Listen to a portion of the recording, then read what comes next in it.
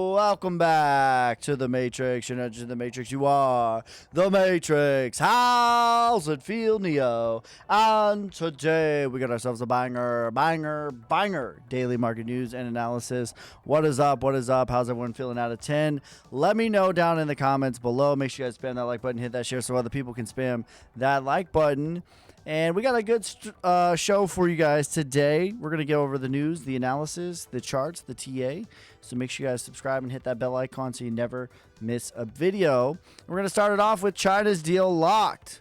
U.S. imposing 55% tariff on Chinese goods, 30% on new, plus 25% on existing. Chinese expected to cut tariff to 10% following the deal. So a stern game of chicken is continued. And again, show me the charts. I will tell you the news.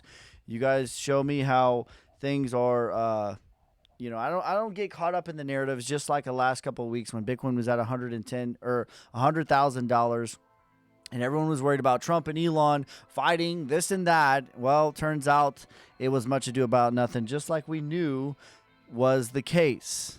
Just like we knew when was the case. And, even now today, Elon is like apologizing for some of his comments and remarks. All right, Moody on Solana. Moody's new pilot on-chain credit rating on Solana in multiple bond tokenization. So this is a big deal. Right now, the bond market is exponentially bigger than almost every other market outside of gold. And this is multi-trillions of dollars. So if they can tokenize, and I've talked about this is the next step for crypto. If they can tokenize the bond market, man, oh man, that unlocks trillions and trillions of dollars for the blockchain. And that is a very big deal. Cannot be understated, overstated how big of a deal that this really is. CPI beats estimates.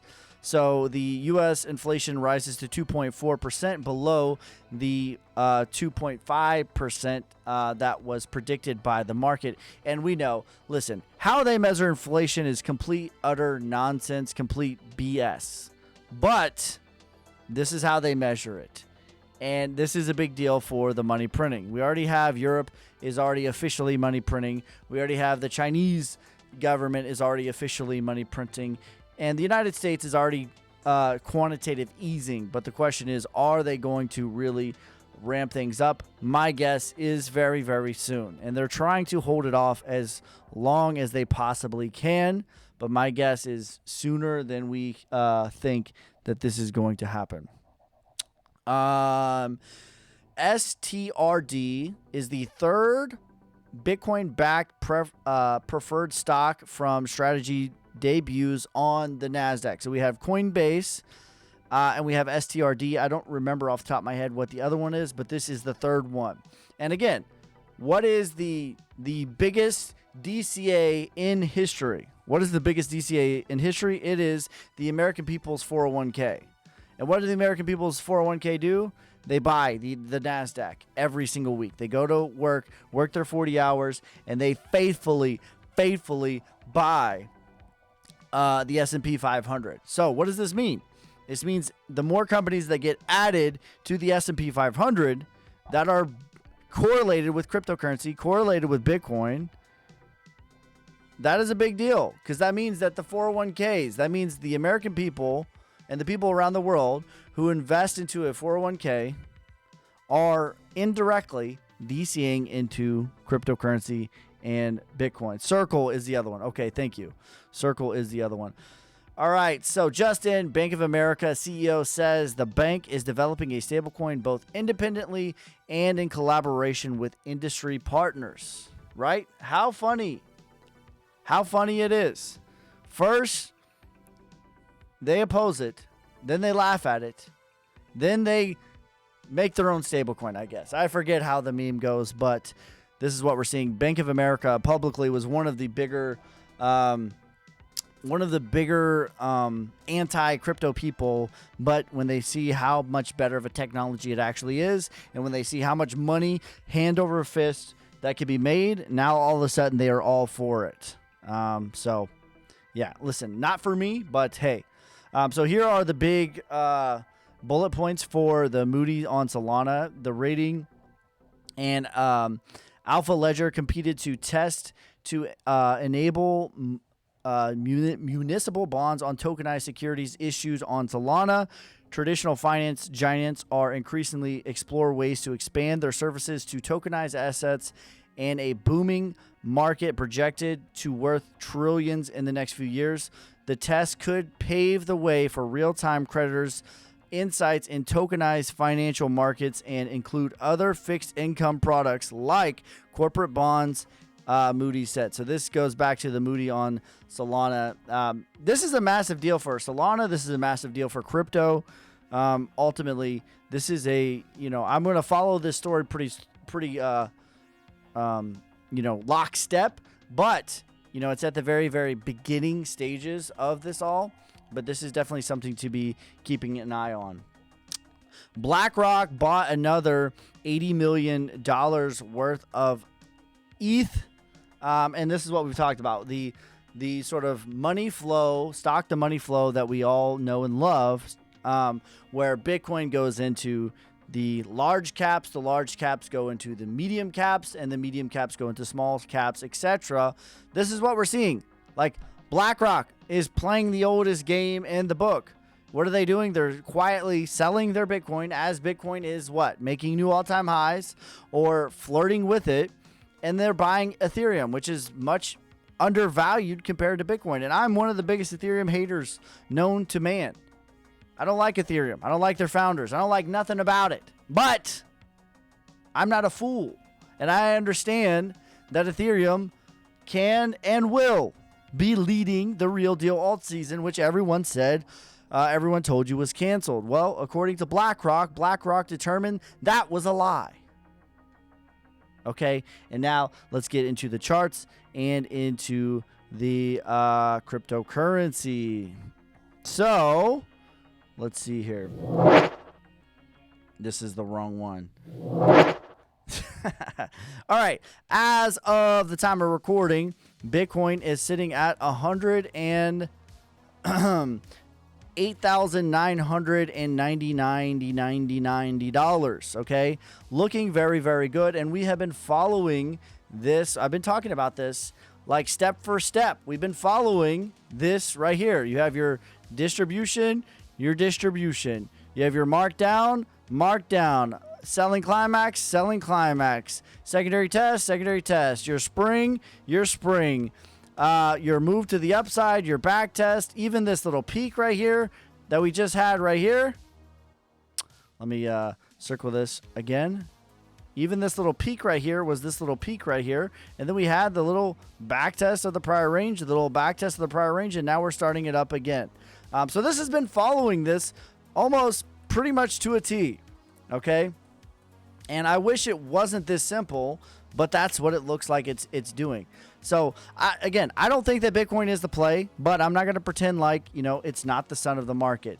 And when we look at the daily body closes, this is already making a daily, not an all-time high, but very, very close to an all-time high on the daily, but it has already taken out this over here. Whether you want to measure a wick or if you want to measure the body candle, it is within 0.87% of a body all-time high. Okay? And listen, that's what it's going to take. Bitcoin getting to 118,000. Ethereum has really started to wake up, and it hit our target. We've been talking about this for a week. It hit our target of 2,800. So Bitcoin dominance right now looking pretty good. This is definitely a big candle that has taken out this candle over here, even on the wick and on the body. So this is officially a lower low for Bitcoin dominance. In the micro, and let's get into the macro, 63.5 is still the target. On the RSI on the daily, we have a lot of room to go. Okay, so I think that it's going to get hit, and this would just ultimately be a dead cat bounce to the 702, rolling back over, and then we're going to get a test to the macro lower low, which is going to be 62%. Okay, so that is the macro target. And then that would be confirmation that this is Wyckoff distribution, okay? And that is what I think it is. That's what it looks like to me. That's all signs are pointing towards that, especially with Ethereum absolutely waking up, okay? Now, we talked about this the other day. We said this was a bear trap. Here's X, Y, Z, Y. Here's what we're going to do. I said, what are we going to do? We're going to go to 28.5. We got to 28.6. Listen, y'all, I can't script it any better. I don't know what you guys want from me, okay? Everyone freaks out every little time. Mom and dad are fighting. So sell all your crypto now. Listen, guys, like, when there's literally no fundamental reason, when there's literally no technical reason, you know what it is. Everyone talks about market manipulation until we actually literally get market manipulation.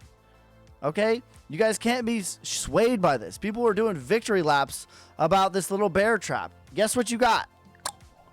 Hook, line, and sinker. You got trapped. Congratulations. You played yourself. Okay, now that Ethereum has hit my targets, what is next for Ethereum? Okay, it's going to be, in my opinion, we're going to see if we have enough gas to actually break out right now, or are we going to get a back test? My vote, what I would prefer to happen would be a breakout to 2,900 and back test to 2,800 again. That's what I would prefer to happen. That doesn't mean that that's what needs to happen, though. These candles are very, very strong. This right now for Ethereum is a 6-month high. No, take that. This is almost the year-to-date high.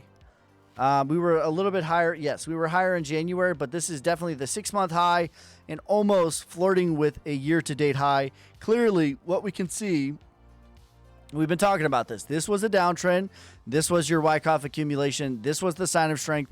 And Ethereum is just a beat or two behind Bitcoin. It is now working on the next little push higher. And we've been talking about this. 3,300 is the push higher.